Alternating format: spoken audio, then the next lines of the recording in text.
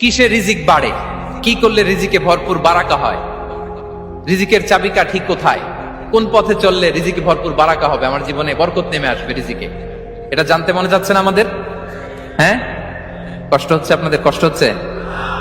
তাহলে কি করলে রিজিকে ভরপুর বারাকা হয়, কি করলে আমার জীবনে ভরপুর বারাকা নেমে আসে, এই পয়েন্টটাতে আমরা একটু আলোকপাত করি।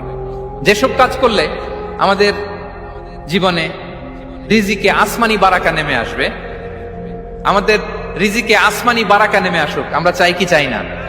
সবাই আমরা চাই নিশ্চয়ই। যে কাজ করলে রিজিকে আসমানি বারাকা আসে, এর এক নম্বর হচ্ছে তাকওয়াল্লাহ, আল্লাহর ভয়।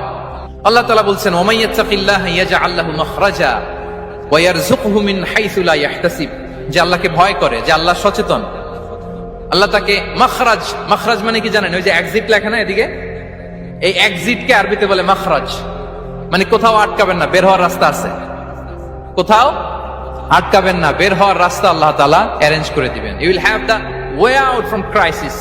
ক্রাইসিসে পড়লে, সংকট মোমেন্টে আল্লাহ তাআলা ওখান থেকে এক্সিটের ব্যবস্থা আপনাকে করে দিবেন। ওয়া ইয়ারযুকহু মিন হাইসু লা ইয়াহতাসিব, এমন জায়গা থেকে আল্লাহ তাআলা রিজিকের ব্যবস্থা করবেন যে সে কল্পনাও করে নাই।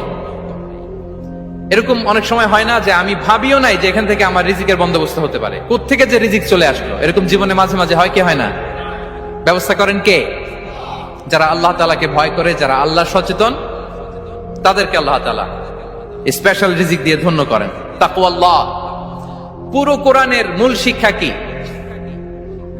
পুরো ইসলামের এসেন্স কি, জিস্ট কি, সারাংশ কি, যদি আমাকে জিজ্ঞেস করা হয় আমি বলবো তাকওয়াল্লাহ, আল্লাহর ভয়, আল্লাহর সচেতনতা। Allah is watching me, Allah is observing me, Allah তাআলা আমায় দেখছেন, আমি যাই